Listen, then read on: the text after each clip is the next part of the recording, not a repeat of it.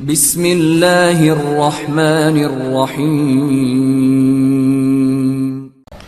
बड़ी अहम नुक्ता है तरबियत का। रसूल खुदा फरमाते हैं अक़ल्लुन्नास, सबसे अक्लमंद तरीन इंसान वो है जो अपने जमाने में निगाहे बाबसीरत रखे। आंखें तो आप सबके पास हैं, लेकिन क्या बसीरत वाली आंख है कि दुश्मन के फितनों को समझो, हुक्म इलाही को समझो। अब सुनो, चंद वाक़या सुनाऊंगा जिससे आपको समझ में आए कि दीन का हुक्म और है, रसूल की सुन्नत और है, और वो सुन्नत किस जमाने में थी वो जमाना और है। अगर सिर्फ सुन्नतों को देखोगे, जमाने को नहीं देखोगे, इस्लाम समझ में नहीं आएगा, बल्कि तुम मुसलमानों को हिस्ट्री में जीना सिखा दो, जिस तरह आज मौलवी और आज के मुफ्ती कर रहे हैं। एक बंदा आया मौला अली से मिलने, क्या देखा, अली की दाढ़ी सफेद है।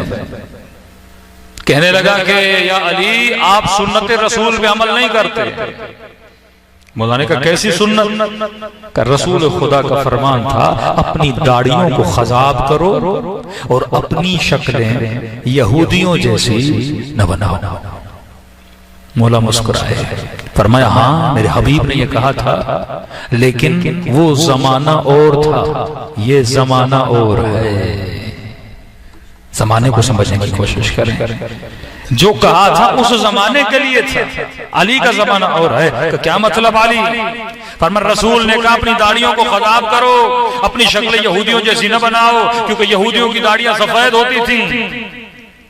उस जमाने में यहूदी ज्यादा थे, मुसलमान कम थे। कहा तेरी दाढ़ी में और यहूदी की दाढ़ी में फर्क हो, ताकि तू चले, पता चले ये मुसलमान जा रहा है। तभी का दाढ़ियों को खजाब करो। आज यहूदी अकलियत में है, हम अक्सरियत में हैं। इस्लाम इतना फैला, आपको यहूदी हमें नजर ही नहीं आता। तो अब हम मुआजना किसके साथ करें? आज सबके सब मुसलमान हैं, तो इस वक्त खिताब करने की जरूरत नहीं है।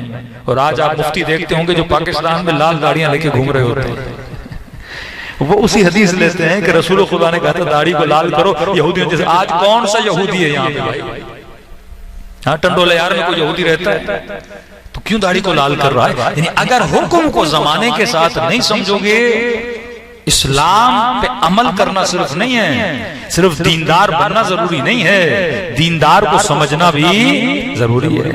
जब तक नहीं समझो, कई मोमिनों ने कहा मौलाना हम ईरान जाते हैं, इराक जाते हैं, उनके घरों पे हमें अलम नजर नहीं आते।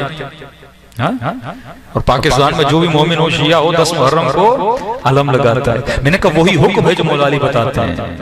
यहाँ तो अकलियत में है, अहले सुन्नत अक्सरियत में है, लिहाजा तू अपने घर पे अलम लगा के बताता है कि ये एक घर किसका है? अली वाले का है।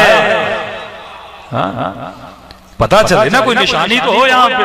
लेकिन मैंने कहा ईरान चले जाओ, कुम चले जाओ, मशहद चले जाओ, सारे घर अली वालों के, कोई एक भी नोमानी वहां नहीं है, एक भी गैर अली वाला नहीं है। तो वो किसको दिखाएं गमशियां? जबकि सबको पता है हर गली में, हर मस्जिद में अली वलीउल्लाह की अज़ानें और हर जगह अली का नाम है, तो वहां दिखाने की जरूरत नहीं है। दिखाया वहां जाता है जहां कोई तुझे जानता नहीं, वहां तो जिस भी चेहरे को देखो वो अली का मानने वाला चेहरा है। तो अब बंदा ये सोचे नहीं यहाँ पे मैंने अलम लगाया है तो ईरान जाऊं, घर लूं, वहां पर भी अलम लगाऊं, तो मतलब तू अहकाम को समझ नहीं रहा, सिर्फ हुक्म इस्लाम को नहीं समझना, अपने जमाने को भी समझना है। किस जमाने में रहता हूं, बसीरत होनी चाहिए। बोला फरमाते अल मुमिन कय्यिस, मुमिन तेज होता है, मुमिन होशियार होता है, अपने जमाने को समझता है। फिर इमाम हादी, इमाम दहुम, 10वें इमाम की हदीस है, सल्लल्लाहु अलैहि मौला की शान पर।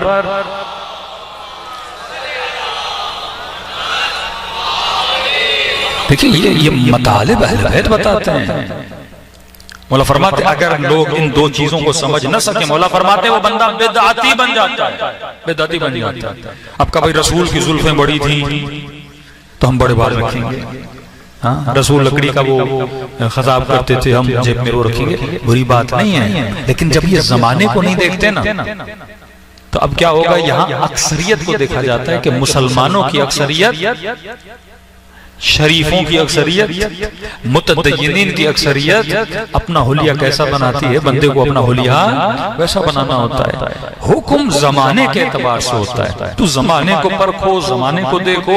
इस्लाम हुक्म कुल्ली देता है। इस्लाम ने ये कभी नहीं कहा बाल इतने रखो या न रखो। इस्लाम में कुल्ली हुक्म देता है। लिबास के एतबार से भी कुल्ली हुक्म है। ये नहीं कि तू दिश्ताशा पहनो या शलवार कमीज पहनो, इस्लाम का कुल्ली हुक्म है वो लिबास पहनो जिसमें हया हो। अब मिस्दाक तूने ढूंढना कि किस लिबास में हया है, किस लिबास में बेहयाई है। अब मौला ये तो नहीं बताएंगे जीन्स पहनना जायज है या ना जायज है, ये तो नहीं बताएंगे शर्ट पहनना जायज है या ना जायज है। वो हुक्म कुल्ली देते हैं, भाई वो कपड़े पहनो जिसमें हया हो। अब तू जाके ढूंढ के हया किसमें है और बेहयाई किसके अंदर है। मिस्दाक तूने ढूंढना है। वो बताते हैं इन्नमा युरीदुल्लाह, मिस्दाक तूने ढूंढना है। मिस्दाक कौन है? वो बताते हैं कहती अल्लाह वती और रसूल उल अम्र मिनकुम, अल्लाह की इताअत कर, रसूल की इताअत कर, और किसकी इताअत कर? उल अम्र की इताअत कर। अब मिस्दाक किसने ढूंढना है? मैंने ढूंढना है। अब किसी ने उल अम्र शहबाज शरीफ को बना दिया। अब मिस्दाक आपने ढूंढना है ना, तो भाई उल अम्र कौन है? कुरान उसूल देता है, तुझे मिस्दाक ढूंढना होता है। रसूल फरमान देते हैं, तुझे जमाने को पहचान कर वैसे हुक्म को बयान करना होता है। मौला से इमाम आदि फरमाते हैं कि अगर किसी जमाने में जोर यानी जुल्म पर अदालत हाकिम हो जाए, मतलब तुम किसी ऐसे मुल्क में रहते हो, अब वो काफर मुल्क है मुस्लिम वो बात नहीं हो रही, लेकिन उस मुल्क में अदालत है, मतलब इंसाफ है, मतलब कोई गुनाह करे उसे सजा मिलती है, कोई चोरी करे उसे सजा मिलती है। फरमाया ऐसी सोसाइटी में, ऐसे माहौल में बदगुमानी करना हराम है। मिसाल के तौर पे किसी ने कहा भाई टंडो इलाजार के लोग जो हैं वो बड़े मुतदय्यिन हैं, या कोई चोरी नहीं करता, यहाँ हर बंदा वादे से वफा करता है। यहाँ पे बदगुमानी करना कि एक बंदा आपको बोले मुझे 10,000 दो मैं कल वापस करूंगा, यहाँ पे बदगुमानी न करना, क्योंकि सारे मुआशरे में अदालत है। उसी अदालत को देखते हुए तुम हुस्न ज़न करना। अगर कोई तुझसे मांगे, अगर कोई मदद मांगे, अगर कोई सवारी दे, बदगुमानी न करना, खुशगुमान होके उसके साथ मामलात को अंजाम देना। लेकिन इमाम ने फरमाया अगर किसी मुआशरे में अदालत नहीं जुल्म हाकिम हो जाए, जालिम मुआशरा हो, करप्ट मुआशरा हो, झूठा मुआशरा हो, लुटेरों का मुआशरा हो, फरमाया यहां पे खुशगुमानी करना हराम है। यहां बदगुमानी करो। यहां पे ये नहीं कि बंदा तुमसे मदद मांगे फौरन उसे गाड़ी में बिठा दो। ये बिल्कुल ऐसे है कि तफ्तान से कोयटा से तफ्तान जाओ, सारे मुसलमान हैं अल्हम्दुलिल्लाह, भाई भाई हैं। वहां पे तुझे खुशगुमानी नहीं करनी, जहां जुल्म होता है वहां पे तुझे क्या करनी है? बदगुमानी करनी है। वहां किसी को गाड़ी में भी नहीं बिठाना, शायद वो तुम्हारा गला काट दे, शायद वो तुम्हें लूट दे। तो मौला फरमाते अगर जमाने को पहचानोगे तो दीनी अहकाम को भी पहचानोगे, अगर जमाने को नहीं पहचानोगे दीन के अहकाम को भी नहीं पहचान पाओगे। एक बंदा इमाम हसन से मिला, ये वाकयात कई है मासूमीन के लिबास के हवाले से। छठे इमाम की खिदमत में आया, यही वाकया आठवें इमाम की खिदमत में है। क्या देखा? छठे इमाम जाफर सादिक ने एक सफेद लिबास पहना हुआ है। लिबास वो सफेद कि वो जैसे इमाम को देखता है वो कहता है मौला आपने ऐसा लिबास पहना है जो अंडे की खाल से भी नाजुक है, यानी बारीक लिबास था, जैसे नरम लिबास होता है ना, महंगा लिबास। इमाम को कहने लगा कि आपने कैसा लिबास पहना, आप अपने दादा की सुन्नत में नहीं चल रहे। रसूल खुदा सादा लिबास पहनते थे, आपके जद अली इब्न अबी तालिब सादा लिबास पहनते थे, आपने ये लिबास क्यों पहनना है? इमाम फरमाते हैं वो जमाना और था, ये जमाना हो रहे।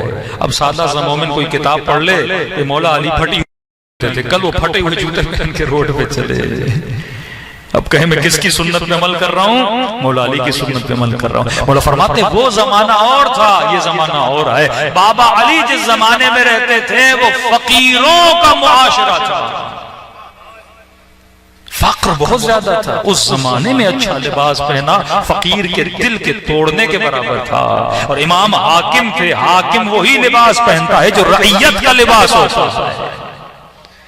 फरमा मैं जिस जमाने में रहता हूं अल्हम्दुलिल्लाह लोग अच्छा खाते पीते हैं, लोग अच्छी चीजें पहनते हैं, तो इमाम ने फरमाया अगर फकीर मुआशरा हो तो फकीरों के साथ फकीर बन के चला करो। लेकिन फरमाया अगर लोगों के हालात अच्छे हो जाएं तो मौला फरमाते हैं दुनिया की नेमतों से फायदा लेना ये नेमत अल्लाह ने रखी ही मोमिन के लिए है।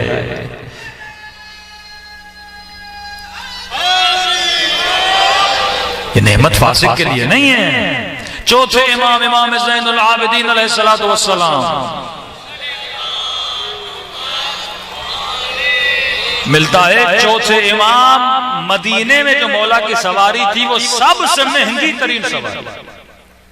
मौला जिस ऊंट पे सवार होते थे वो सुर्ख बालों वाला ऊंट, यानी उस वक्त का सबसे महंगा ऊंट था। इमाम चढ़ते थे। किसी ने मौला को कहा मौला आप इतनी महंगी सवारी पे, इमाम फरमाते इस ऊंट के जरिए में मुआशरे से इज्जत ले रहा। अब देखना पड़ेगा ना चौथे इमाम का जमाना कैसा था। हर जमाने का मेयार अपना है। अगर तू जमाने को ना समझे, आज सबसे बड़ा मसला यह है कि मोमिन जमाने को नहीं समझता।